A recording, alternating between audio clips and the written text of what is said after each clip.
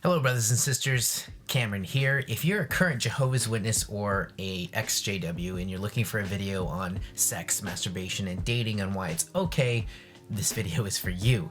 However, if you're a current Jehovah's Witness or you're an EXJW that believes that the Bible has all the answers and sex should be saved from marriage, this is not for you. This requires an open mind. We'll be talking about dating, restarting your life, and how the Bible contradicts itself on some scriptures about sex in general later on in the video. But for now, we're going to start with some dating stuff. If you grew up in a cult, Mormons, Jehovah's Witness, Scientology, hardcore culty religions that are similar to that, there's many, then you probably grew up with some form of sexual repression. This is something that we all go through as cult survivors. What's interesting is that the Bible contradicts itself consistently, and there are reasons on why you should be free to choose and live the lifestyle that you want to live. On the last video that I posted about restarting your life, part of it I mentioned that you should go out and date. You know, you're now free to date. You should go out and date. It was interesting reading the comments because a lot of people took it the wrong way. And I was making a video, and to be completely transparent, it went right over my head. I was like, oh yeah, I forgot to mention when you're ready, right? When you're ready.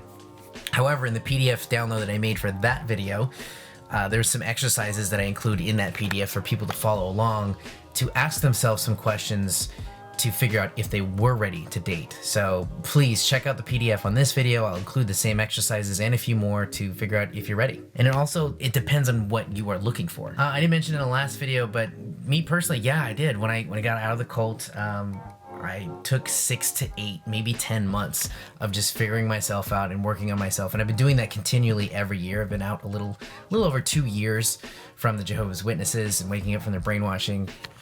But I took some time to figure myself out because I was not in a healthy shape to be in a relationship with anybody. And I didn't know what I wanted at the time either. But I figured out myself. It took some time before I went and going on dates and asking for phone numbers. It was interesting though, looking in the comments of the previous video of restarting your life, a lot of people seemed deathly afraid of dating and sex before marriage. So I thought it was interesting, and I've been wanting to talk about sex in general, masturbation, dating for a long time. Obviously, as I mentioned in the last video, you should be careful if you're dating and you're gonna have sex, have safe sex, get tested, make sure there's great communication between you and the person. This is a super overwhelming thought from anyone that's from a cult, because growing up JW, myself, you're taught that pretty much the moment you go out there, you're going to get an STD or an STI, end up a drunkard, and your life's going to end up, you're going to be a prostitute or drugged up and homeless on the side of the street. You're basically just going to get an STD just by blinking at someone out in the world. So definitely please check out these exercises that I've included that I'm going to talk about now in the PDF for you to fill out. I think the mindset of a JW and society needs a lot of assistance towards change.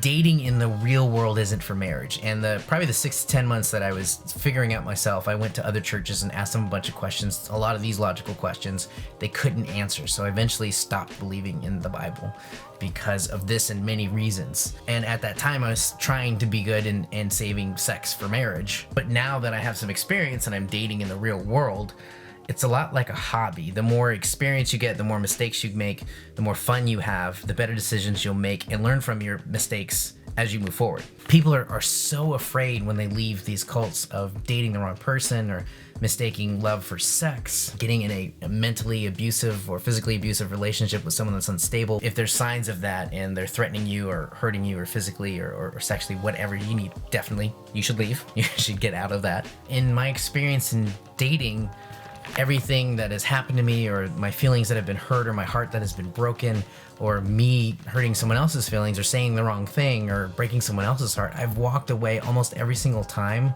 a better person because of it. Problems are good. They are very good. That's actually how we grow as people. Because if you overcome a problem, you're overcoming adversity and you're overcoming your anxiety, and overcoming challenges gives your life happiness and meaning. Put it simply, if you're not ready to fail and take risks, then you're not really living much of a life. A lot of people stay as recluses and stay in their homes, which, that's good for a little bit of time, but you gotta get out of your house. You gotta get out there, meet new people, make new friends, and then eventually start dating when you're ready. And like I said, when I walked away from these relationships or these people or these dating or whatever situation I was in, I walked away having more fun in a better place and having more experience to make a better decision and not to make the same mistakes again. However, this is a pro tip that only happens if you pay attention to what you're doing. So for my example, and I encourage this with everyone, is make a diary. Take a diary of what went well, what you said, what went wrong, how you felt, the emotions, the things that you said, what you were able to read from the other person, because you will make rapid progress by paying attention to your relationships, friendships, and dating wise. This is huge for cult survivors and people in general, because we're trying to better ourselves and get rid of our old habits as ex-cult survivors, ex-JWs, get rid of those bad habits, right? So what I'm saying is, you need your heart broken. You need to make mistakes. You need to fail, potentially date someone that's wrong for you. And if they're manipulative, hopefully you're not going to date them for very long and you get out of there. But when you walk away from these things, you'll recognize the mistakes and the red flags, usually afterwards, and you'll have a better understanding of your standards and your values. And hopefully next time you'll be able to see the red flags from a mile away. So dating in the real world really can be just simplified like this. People are still flawed. Most men and women in the real world, probably 90% of them, have low self-esteem in the first place.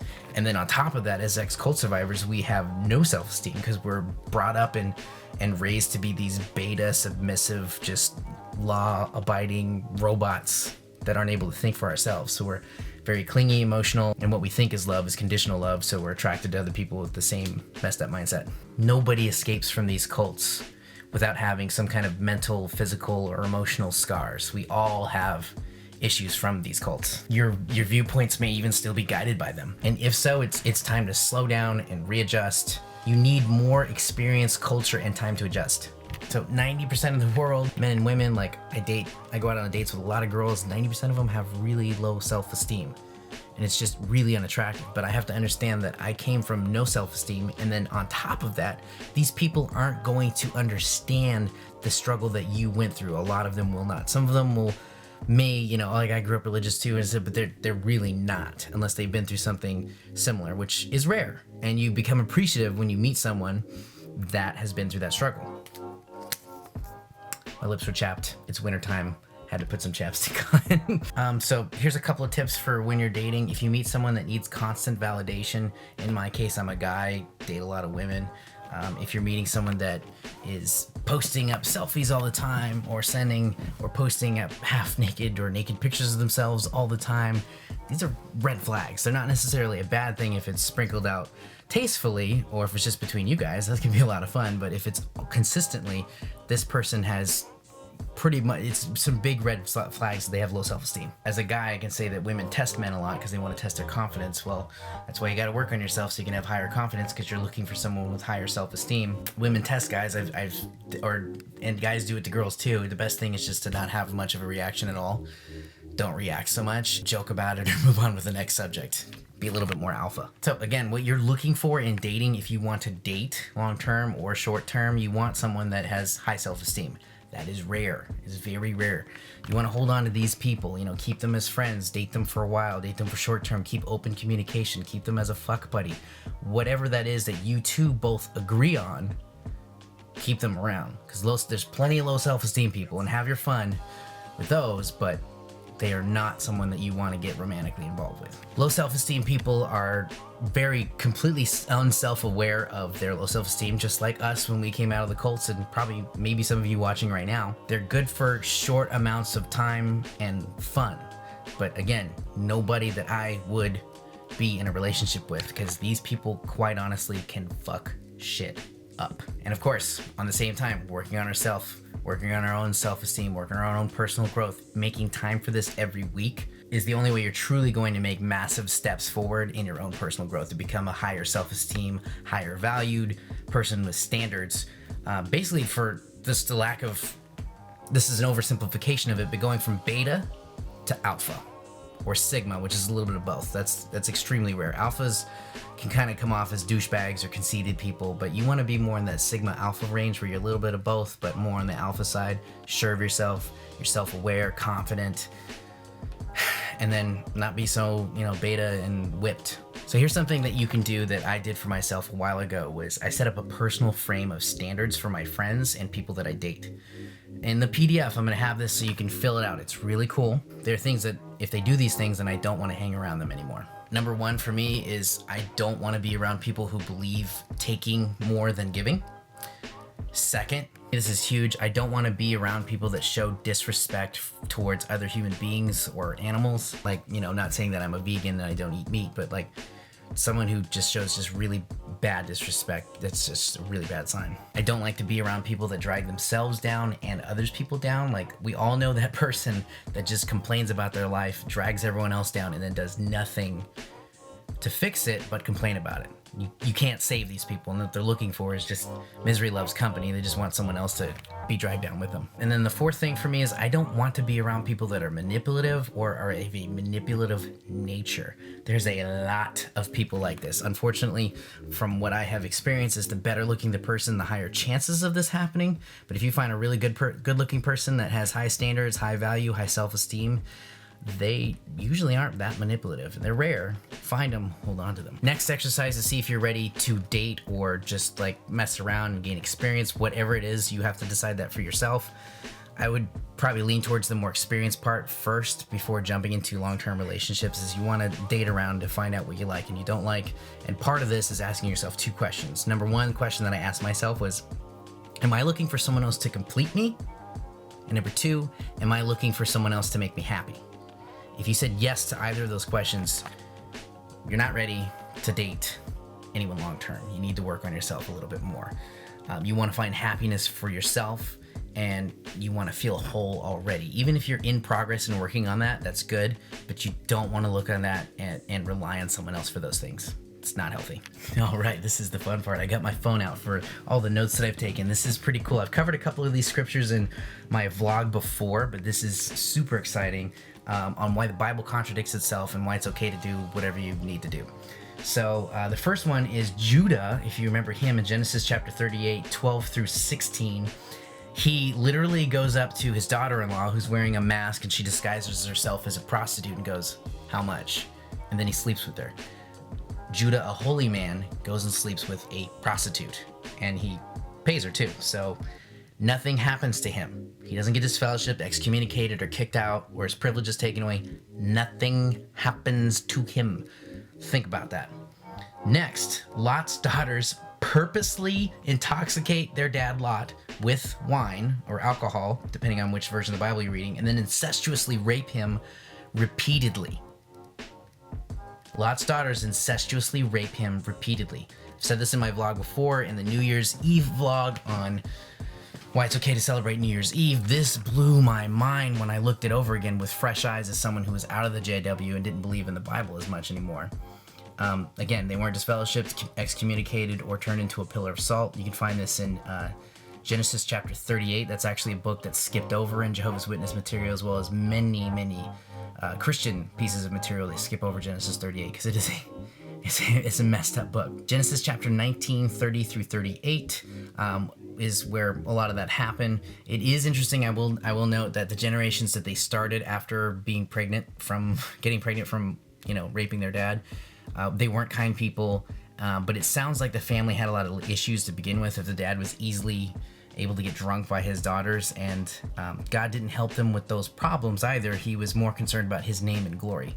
It says a lot about God. Genesis chapter 30 was interesting. Esau and Jacob. If you remember anything about Jacob's story, it's insane. Genesis chapter 25, 24 through 26, Isaac had two sons. Esau, he was born red and covered with a fur coat, and his name translates to hairy. I really don't remember the JWs really focusing on that much or that story, but he was a hairy, like Chewbacca or something. And then Jacob's name figuratively means he who deceives. So Genesis chapter 27, 6 through 10, Jacob's mother convinces him to lie to Isaac to get his blessing. So when they grow up, Esau was Isaac's favorite. They lied to him, the mother, Jacob, lied to him to steal the blessing, even though Isaac figures it out. Genesis chapter 28, 2, later that causes Jacob to run away to look for a wife with his cousins, Laban. Genesis 29 is the next one, and 30.